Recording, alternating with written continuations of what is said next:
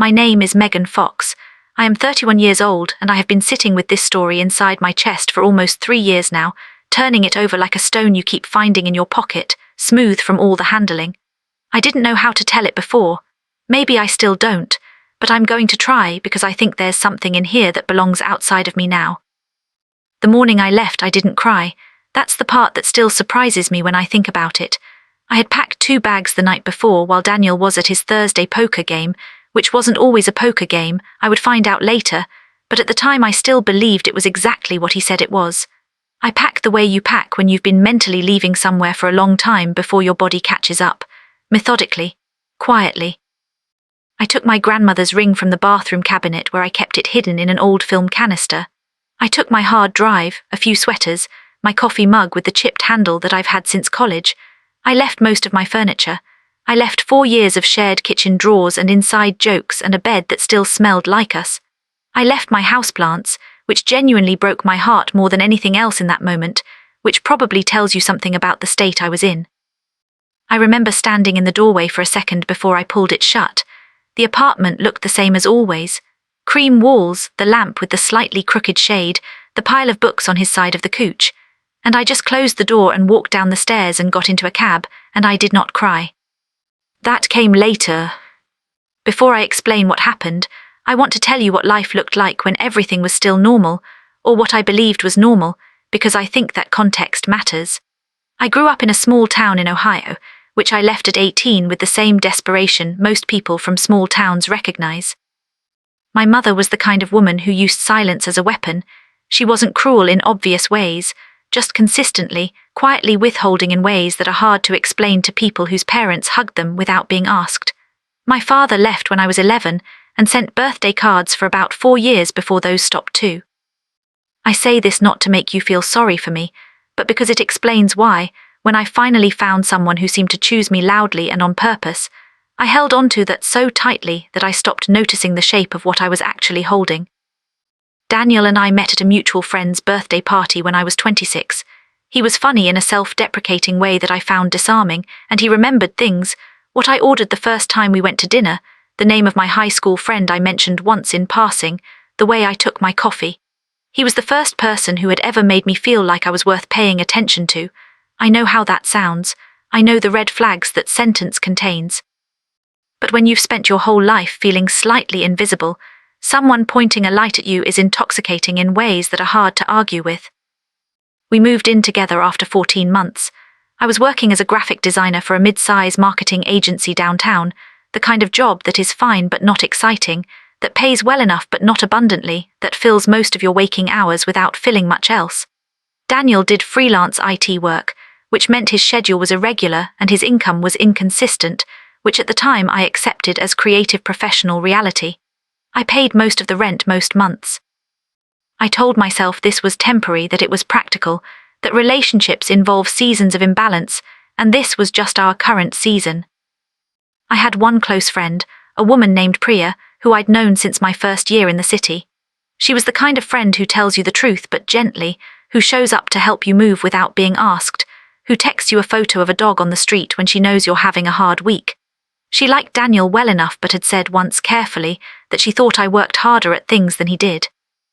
I had defended him immediately, reflexively, and she dropped it like the good friend she was. I think about that conversation a lot now. Life was small but manageable.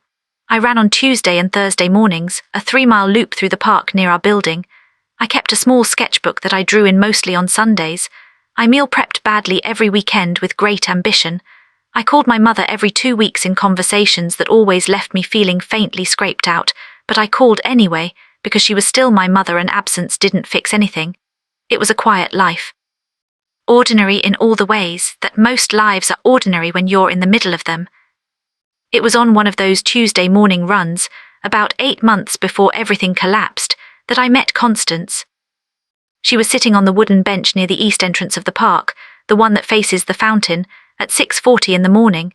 She was maybe 70, with close-cropped white hair and paint on her hands, actually on her hands, like she'd come from a studio or forgotten to wash properly, and she was feeding sparrows from a paper bag of what looked like breadcrumbs. She had a small thermos of coffee balanced on the bench beside her. I had run past that bench dozens of times, and I don't know why that morning I slowed down, except that she looked so deliberately unbothered by everything that it caught me mid-stride. I don't even fully remember how the conversation started. I think I asked about the birds, or she said something about the morning light. We talked for maybe 10 minutes, me standing there cooling down, her on the bench with her thermos. She told me she was a retired art teacher who lived 2 streets over and came to the park most mornings because she found it useful for thinking. She asked what I did. I told her. She asked if I liked it, and I gave the answer I always give, the diplomatic one about the work being interesting and the company being fine, and she looked at me for a moment and said very plainly, "That doesn't sound like yes." I laughed and she smiled, and that was more or less it.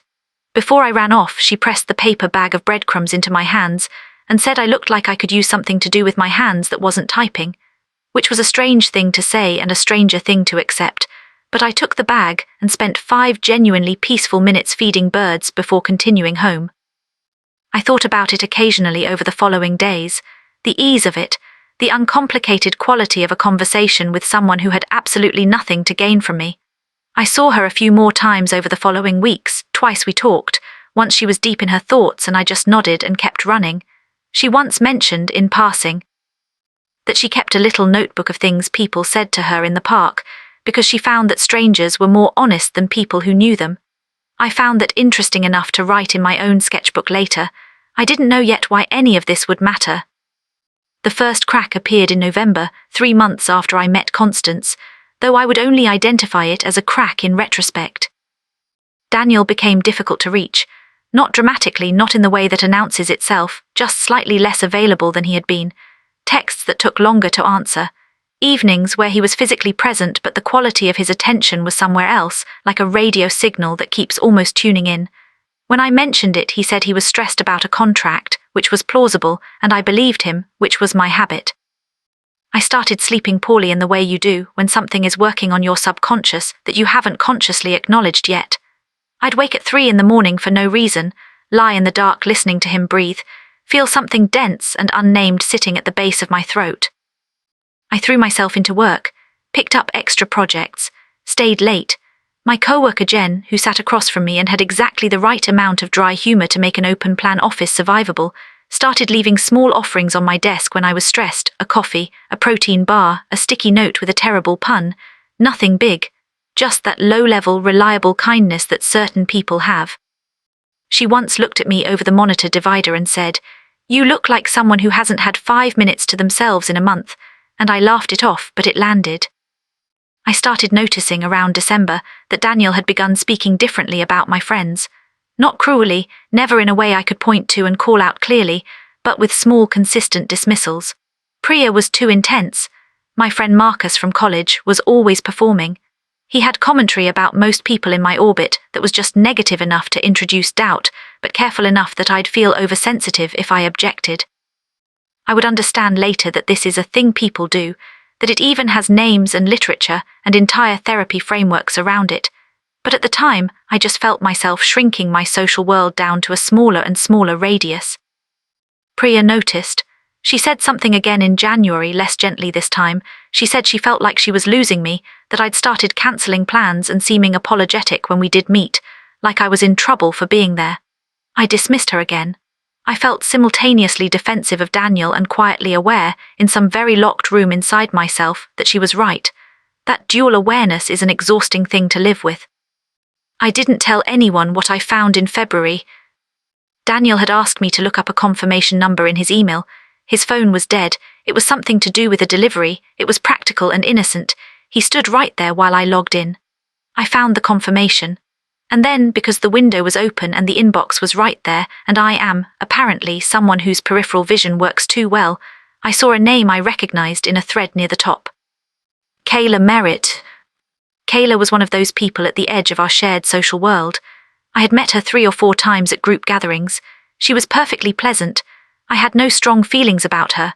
Her name in his inbox meant nothing by itself, and I clicked away, found the confirmation number, told him, gave the phone back, and we ordered dinner and watched something on television, and I went to sleep. But the name stayed with me the way things stay with you when they're important, and you're not ready to know why. 2 weeks later I checked. I know that's not a morally clean action. I've been through all the angles on it and I've made my peace with it. He was in the shower, his laptop was open on the kitchen table, and I sat down and I typed her name into the search bar. 147 messages, going back 8 months. Some of them were mundane. Some of them were not. And there was one from October, 4 months prior, in which he described in loose but unmistakable terms a conversation he'd had with her about me, a conversation in which he had presented me as exactly the kind of pathetic, overworked, emotionally needy woman who he would absolutely leave eventually, just not yet because he wasn't fully established financially. Not yet because he wasn't fully established financially. I closed the laptop. I stood up. I went to the window and looked down at the street for I don't know how long. I could hear the shower still running. I remember thinking about how the world just kept going outside, someone walking a dog, a delivery bike, 2 women talking outside the coffee shop across the street, all of it completely indifferent to what had just restructured itself inside me. I didn't say anything that night, or the next day. I spent about a week carrying it, which I think is one of the stranger things I've done, knowing and not knowing simultaneously, going through routines while holding this enormous thing in both hands, invisible to everyone. I went to work. I sat across from Jen and made conversation about deadlines. I ran my 3 miles on Tuesday morning and the bench near the fountain was empty and I almost cried then, for some reason. Not about Daniel, exactly, just about the feeling of having nowhere to put something that heavy. I called Priya on a Wednesday evening and I told her. She went quiet in the way that means she'd known something was wrong for a long time and had been waiting. Then she said, "Come over," and I did, and I sat on her kitchen floor and finally cried, really cried, the kind that doesn't have any dignity or structure, that just takes over your whole body. She sat on the floor with me and didn't tell me what to do or say anything that started with, at least. That was the beginning of me actually knowing how much I had allowed to erode. The dark part, the part I still find hard to arrange into words, is that this wasn't just about infidelity. I think most people, when I've eventually told this story, expect the wound to be the betrayal itself. The message is the other person, but the actual damage was in a different sentence, the one about keeping me around for financial stability while he figured out his own situation. I went back and looked at our last 4 years through that sentence, and when I did, patterns rearranged themselves into something I should have seen sooner, the sporadic income that somehow never quite became regular, the way financial conversations always ended with me absorbing the discomfort, the way my career, which I had worked hard for and was genuinely good at, was never quite celebrated, tolerated, sometimes even undermined in small, invisible ways. Made to seem like the embarrassing necessity it was for him, he had not chosen me because he loved the light in me. He had chosen me because I was stable and I was used to being undervalued and I would not require too much. I thought about what my mother's silence had trained me to accept without question. I thought about how I had defended him to Priya, twice, with real feeling, and how the feeling had been entirely real and entirely misplaced. I packed the bags on a Thursday night. I left without a note.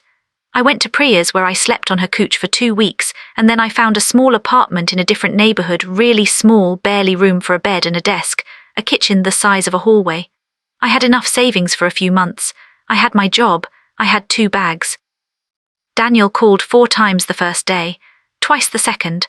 Then, apparently, his attention moved elsewhere with considerable ease, which told me something I probably already knew. I want to be clear about what that time felt like, because I think stories like this tend to collapse the hard months into a montage. It wasn't a montage. It was me sitting in a very small apartment in the evenings, eating cereal for dinner because I hadn't had the energy to shop, watching the light change on the wall opposite my window. It was being fine at work, and then crying in a bathroom stall after. It was rebuilding a relationship with Priya that I had slowly, stupidly allowed to thin out, and feeling the weight of what I'd nearly let go. It was calling my mother, and for once, not smoothing my voice into the acceptable shape, just sounding tired, and hearing her go awkwardly silent and realizing that she didn't have a register for her daughter's actual pain, only for her daughter's performed okayness. That hurt differently, but it also clarified something. I went back to the park in March, about a month after I moved out. It was the first Tuesday morning I'd run my old route, the same 3 miles, and I was almost past the east entrance before I decided to slow down. Constance was there. Same bench, same thermos, though this time she was reading something rather than feeding birds. She looked up and said, "There you are," like she'd been expecting me, which I know is probably just her manner, but which absolutely undid me for a moment. I sat down. I didn't mean to explain everything, but I did, somewhat haltingly, in the shorthand of someone who's already been through the full version enough times to have condensed it. She listened. She didn't offer advice. She looked at the fountain for a while after I finished, and then she said, "The thing about people who diminish you is they usually need you not to grow. They're comfortable when you're exactly where they left you." She refilled her thermos cap and handed it to me, and I drank her coffee, which was strong and slightly too hot, and we sat there for a while without talking. She mentioned, almost as an aside, that she had a friend who ran a small design studio not far from her neighborhood, a woman named Dara, who did brand work for non-profits and small local businesses, and who had mentioned needing someone with digital skills a few months back. She wrote the name on a page from her notebook and gave it to me. I almost didn't use it. I want to say I was confident and proactive, but the truth is I sat on that piece of paper for 3 weeks, carrying it around in the pocket of my running jacket, taking it out occasionally and thinking about it. It was Jen at work who finally pushed me. She'd noticed I was quieter than usual, not sad exactly, but like something was recalibrating inside me, and one afternoon she said very directly, "You know you're better at this than what you're being asked to do here, right? I mean that sincerely. You're bored and you're better, and you should do something with that." I called Dara that weekend. What followed was not a smooth upward line. There is no version of this story where I have the meeting and immediately feel like myself again, and everything reorganizes neatly. What happened was a slow, unsteady process of rebuilding something I hadn't fully realized was missing, not just confidence, but a sense of myself as a person with actual preferences and choices, not someone absorbing the shape of whatever container she was placed in. Dara was a practical, generous woman with strong opinions about typography and a genuine belief that design could do real work in the world. She offered me a part-time consulting arrangement that first became full-time and eventually, about a year later, became a role that I had genuinely helped build rather than inherited. The work was smaller in scale than my agency job in some ways and far larger in meaning. I designed branding for a women's shelter. I worked on a campaign for a youth mental health nonprofit. I sat in meetings where the work actually mattered and felt something opening in me that I had been keeping closed for so long I had started to mistake the closure for my personality. I am still there. I am 31 years old and I work at a small studio that does work I believe in, and I live in an apartment that is just mine, with houseplants that are alive and a coffee mug, with a chipped handle and a sketchbook that's halfway full. The twist in this story isn't dramatic. It doesn't involve Daniel or any kind of public confrontation or moment of visible victory. I think I expected that for a long time, some scene where he would see what I had become and feel the appropriate weight of what he'd dismissed. That didn't happen exactly, and I've had to sit with the fact that real life rarely provides those scenes on schedule. What happened instead was this. About 6 months after I started at Dara's studio, Priya sent me a link without comment. It was a LinkedIn post, mutual friends commenting, the normal performance of professional congratulation. It was Daniel announcing a new position at a company I knew, the kind of mid-level corporate role that is stable and ordinary and pays decently. The profile photo was recent. He looked exactly the same. I looked at it for a moment and waited for something, the familiar acid heat of old hurt or satisfaction or grief. What I felt was mostly nothing, a kind of interested blankness, like looking at a house you used to live in from the street and realizing it's just a building. But here's what I didn't know until later. About 2 months after that, I ran into Marcus, my college friend, the one Daniel used to call always performing, at a mutual event. We caught up, the warm catching up of people who'd lost touch and were glad to have found each other again, and at some point he mentioned, carefully, that he'd heard some things through the wider circle. Not gossip, more like accumulated information that had eventually found its way to him. Kayla, the woman from the emails, had been seeing Daniel seriously. Apparently, for some time before and after I left, they'd moved in together. And what Marcus told me, gently but clearly, was that the reason Kayla had become part of our social world in the first place, the reason she was at those group gatherings where I'd met her, was because she had been brought in by someone I trusted. She was the best friend of Daniel's sister, who was also one of my friends, or someone I had believed was my friend, Elena, who I had coffee with, who I vented to, who had sat across from me on more than one occasion while I talked about Daniel and our relationship, and had never once mentioned the thing she had to have known. Elena knew. For the better part of a year, maybe longer, she had known or at minimum strongly suspected, and she had sat in my company and said nothing and let me continue in ignorance because it was, presumably, more convenient than the alternative. I didn't contact her. I thought about it, composed messages in my head at 2 a.m, some calm and some not calm, but in the end I did nothing. And I think that was the right choice, not because I'd found some elevated state of forgiveness, but because I had genuinely nothing more to say to her. The relationship was already over. This was just the paperwork. There's a version of this where confronting her would have felt like closure, but honestly it felt more like revisiting a place I had no reason to return to. The thing that hit differently was the realization of how alone I had actually been inside something I'd believed was a shared life, how much the walls around me had been specifically constructed, which people had participated, which silences had been chosen. That particular loneliness, the retroactive kind, where you understand something about the past that recontextualizes years of memory, is different from ordinary grief. It's quieter and it takes longer, and it doesn't have a single moment of peak pain, it just seeps. I told Constance about Elena one morning in early spring, on the bench by the fountain, over her too-strong coffee. She listened the way she always listened, without performing reaction.